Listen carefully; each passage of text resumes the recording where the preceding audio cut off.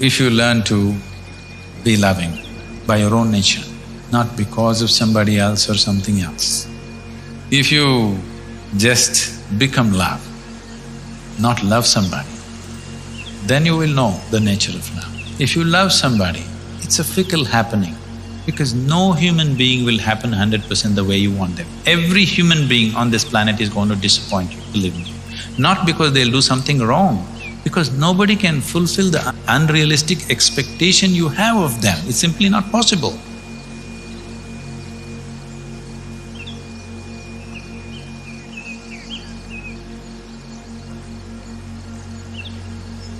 It all depends what is your idea of love, first of all. If you fell in love with one woman, one bird, one ant, one tree, and something, then your love is not driven by anything, you're just falling in love. If continuously you're falling in love only with women, that means your love is driven by your hormones. You better understand that. So what is driven by something, you want to label it as love, it is fine. I'm not saying there's no love at all, there is. But what is true and what is not true is not something that you decide because of this, because of what happened or what did not happen. It is a question of how you felt. So what you're referring to as love is a certain moment of pleasantness. Now you believe somebody caused it in you. Maybe somebody did trigger it in you, somebody did stimulate that in you or inspire that in you. But essentially it is your emotions turning very pleasant, which you call as love. So, if love is true, it will happen without an object. If it's really genuine, true love, what it means is, you have made your emotions very pleasant. Whether a man is here or a woman is here or a tree is here, an ant is here, elephant is here is not the point. You've just made your emotions pleasant. Everything that you behold, you have a certain pleasantness towards it, that is love. Now this continuously 1, 2, 3, 4, 5, all are women, it's driven by hormones. Nothing… I'm not saying it's anything wrong with it, but you must understand the limitation of it. You have to exude goodwill. If you offer it to everybody, then it comes back to you in many ways. But you don't worry whether it comes back to you or not. This should be your way of living. This should be a way of being, that you naturally include everybody in everything that you are. Some will respond, some will not respond, and it's fine, it's their choice.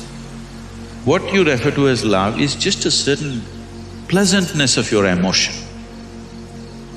Emotion is a very powerful thing. Though people talk all intellectual nonsense, still world is driven by human emotion. See, love is not about somebody, please understand. A relationship is about somebody. We hold different relationships with different kinds of people, isn't it? Depending upon what is the nature of activity we are in. Love is not about somebody, it's the way you are within yourself. But we hold different relationships. Our relationship with the dog is one way, with our mother another way, with our child another way, with a friend another way, with a working relationship it's another way. Relationships are transactions. Transactions have to be managed sensibly. Every relationship, it's a different kind of transaction, isn't it? And if you do not know what is the purpose of the transaction and the nature of this transaction, you will obviously mess it up. You'll obviously mess it up, it doesn't matter how close they are to you, you will see it'll got… Many number of people it's happened, people who thought they are one and they'll never get separated, are in horrible, hateful situations between them, not because of anything else, not because they're bad people, not because something else, just that you do not understand the limitations. You mistake action and the way to be. Love is a certain way to be. Relationship is a transaction. Transaction has to go by the laws of the transaction. If you try to push it beyond that, it'll break. But how you feel within yourself, nobody has any business with it. Nobody should be able to do anything about it. You feel wonderful within yourself, in your thought, in your emotion, in your body, in your energies. This is the way you should be. If you're feeling sweet in your emotion, you're loving towards everything that you set your eyes upon. but the transaction is different. How I am, how I transact with somebody, I cannot transact with you just like that, isn't it? But I don't have to feel any different because this is the way I've decided to be within myself. So you need to have this understanding, what is being, what is doing. If this distinction is not there, then you'll mix it up and you think this is that, that is this. I love you is a fake statement. I'm in love, all right. I can't love you, it's not possible. I can transact with you in a certain way. But I'm loving. Because I'm loving, the transaction also has that quality. If I'm not loving, the transaction will not have that quality, isn't it? Sexuality means…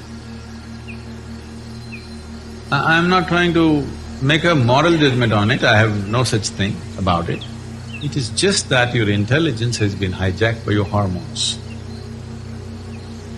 When you're 10 years of age, you looked at this boy or this girl, they were just human beings. Suddenly you became 12, 14, you look at them, suddenly small changes in the shape of the body are looking like a whole universe all of a sudden. Yes or no? Why? Because you have been chemically poisoned from internally. This is nature's trick of somehow seeing that you reproduce. Don't think nature is interested when whether you love somebody or you don't love somebody. Nature is interested that you reproduce, because otherwise the species will end. All this drama around it needs to happen because if you simply go for reproduction, you feel like an animal.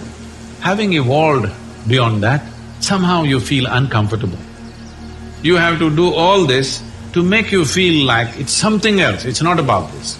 But no, sexuality is just that, hormonally driven. Is it good, bad? There's no such judgment, it's not for you to judge it's good or bad. The question is for you personally, how strong a force is it within you? Do you want to dedicate your life for that or no? That's something that you have to take a call. How is it connected to meditation? The word meditation in English language doesn't mean anything, actually. That's why everybody uses it. If you close your eyes and sit, in English they will say you're meditating. With eyes closed you can do many things. You can do japa, tapa, dharana, dhyana, samadhi, shunya, any number of things. Or you might have just mastered the art of sleeping in vertical postures. Who knows what you're doing with your eyes closed? Different things you can do. So, if we assume that meditation means dhyan, again the word dhyan is being used too loosely, it is not specific in today's usage, but it has a specific meaning. It means that if you sit here, your body is here, your mind is there, what is you is somewhere else. That means these three identities are separate in your experience. Once these three things are separate, then where is the question of asking the process of the body, the process of the mind, what is it got to do with this? Is it a correlation? No, there isn't. Now, oh, so if I meditate I can't have sex, if I have sex I can't meditate. That's not the thing. Meditation is not an act, it's a quality. If you cultivate your body, mind, energy and emotion to a certain level of maturity, you become meditative. It is like the fragrance of a flower. If the flower has blossomed, there is fragrance. If a flower doesn't blossom, you can spray something and go, but it'll not be the same. There's a difference between what exudes from within you and what you put on from outside. There's a big, huge difference. It's a question of life and death. The difference is between life and death. You can even make a dead body smell good if you spray something, but that's different. Exuding a certain fragrance is completely different. So meditation is a quality. Its meditativeness is a quality, not an act. If I do this, is it meditation? No. If I do that, is it meditation? No. If I do that, is it meditation? Yes. This meditation, yes. I think this will put you in the right perspective. It once happened, this was a Sufi master called Ibrahim. Ibrahim gathered a few people in his place and he was trying to train people. One evening, two of his disciples meet and they're frustrated. And one guy says, "Hey, I want to smoke. But I don't know what the master will say." The other guy says, "Even I want to smoke." Then why don't we ask him? They decide to ask him separately.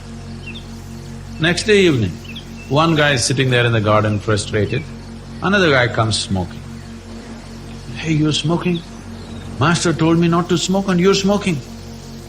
That guy asked, "What did you ask the master?" He said, "I asked him, can I smoke when I'm meditating?" He said, "No." "Ah, that's your problem. I asked him, can I meditate when I'm smoking?" He said, "Yes."